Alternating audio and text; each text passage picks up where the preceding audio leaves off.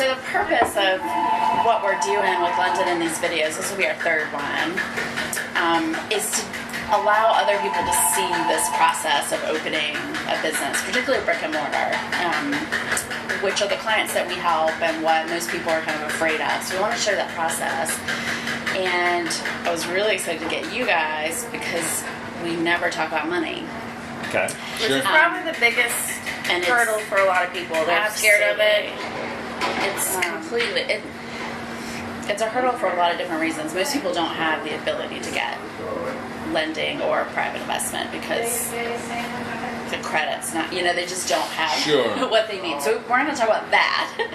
But what I do want to talk about is when we have someone like London, it's like, how would you, we have the traditional bank lending. You guys are coming at it from a investor standpoint, so I want to ask questions like, what was appealing about Hustle Haven for you?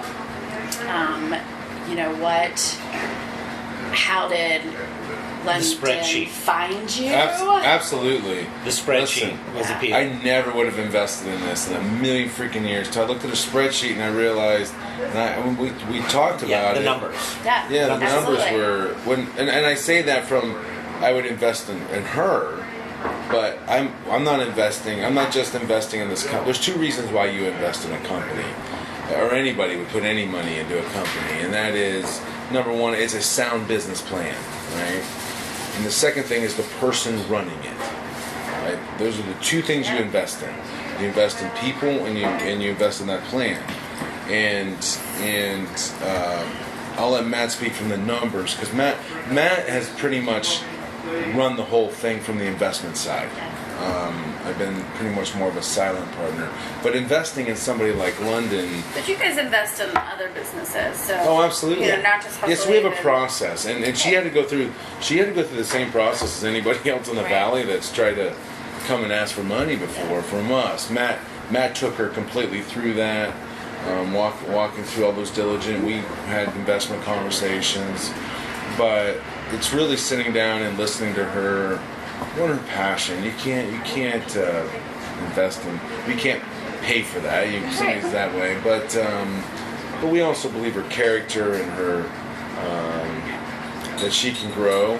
That's the other thing you're looking for. Yeah. Somebody who doesn't think they have all the answers. Yeah. Like she came to you guys. Yeah. What's funny is 15 years ago, I came to you guys before I started IA. Right, and then Matt and I, we got involved and we got advice. So, and my point on that is there's two types of investment. I'll let Matt jump in on.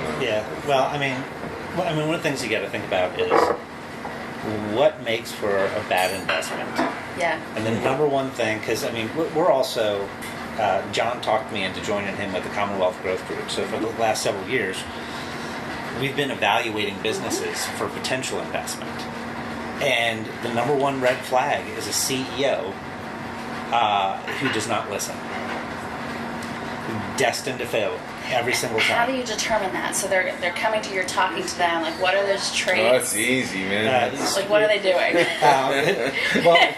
seen it, haven't we, man? James Ramey, he's the head of the VTC Innovation Fund. He's got something written on his whiteboard, and I'll never forget it. It says, "Embrace reality." Yeah, right. That's right, isn't it? I love it. I love it. And then deal with it. Yeah.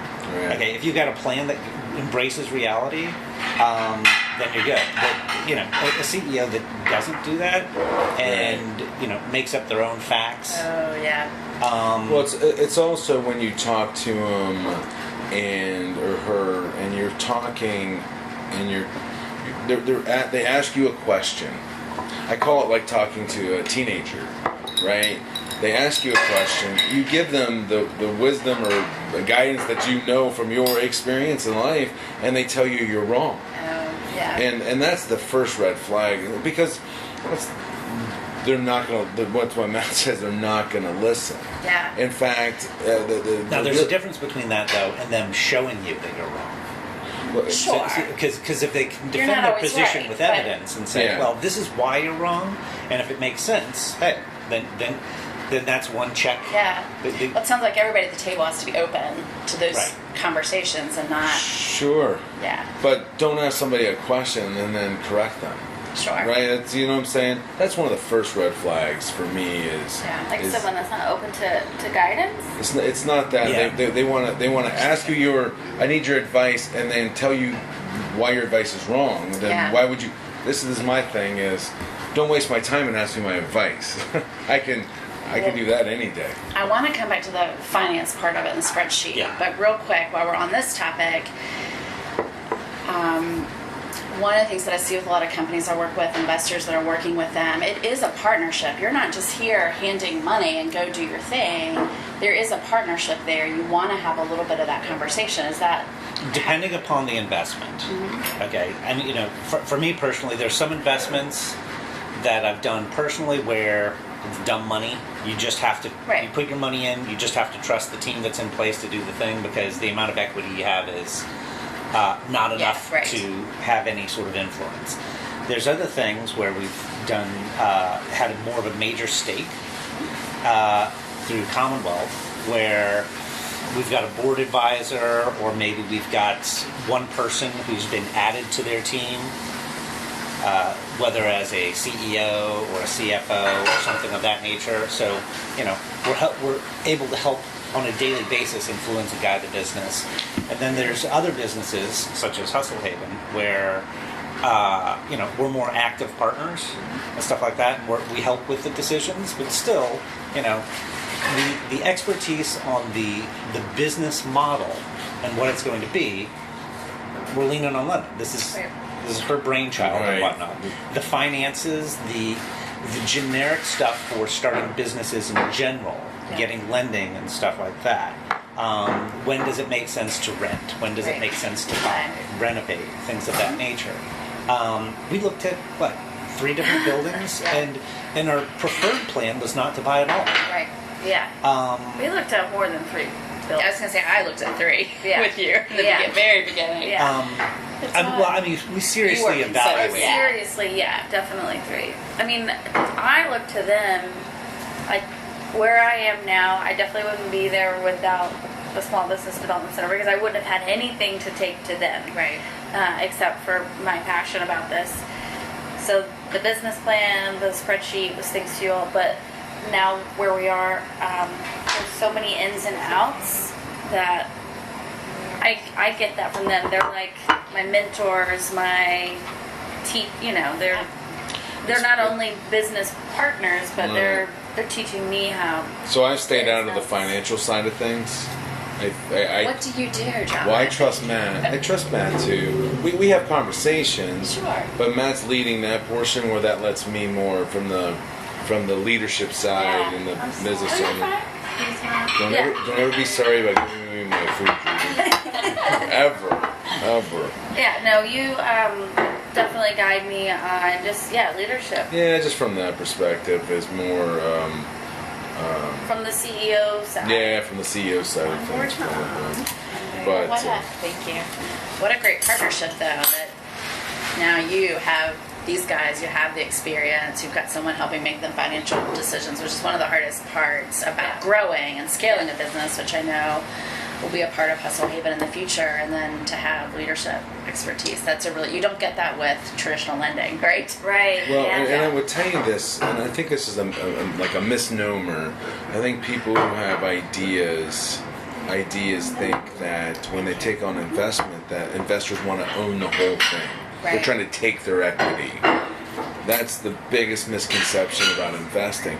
We want her to be invested. We want her to have ownership. We want her to be driving that value for her and her family as she's driving it for our and our families, right? That's the partnership. That's where I think people have this.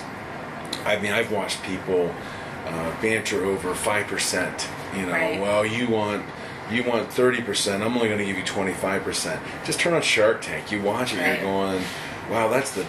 You know, you have. I actually turned to my wife one time. It was over 2.5%, right? Yeah. Of ownership. And I said to her, they have the top people in the world to help them, Right. right?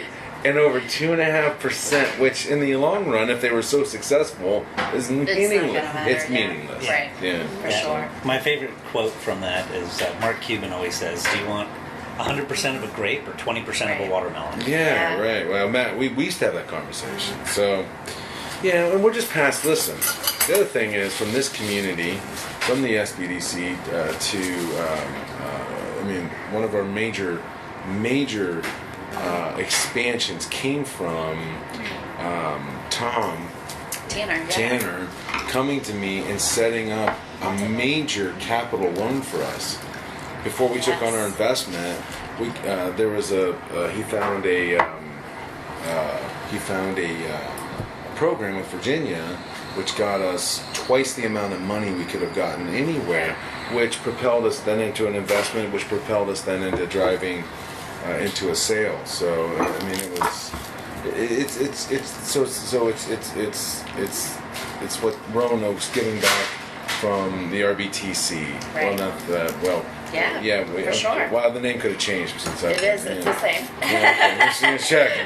And I had my mentors, and I had my mentors, right? So. Well, it comes down to, when you mentioned that, the networking. You know, like what are those options out there, and who can you talk to, and who can you get a hold of? That's what I love about Linda, and it's like she can, you know. She's so much more better networker than I am.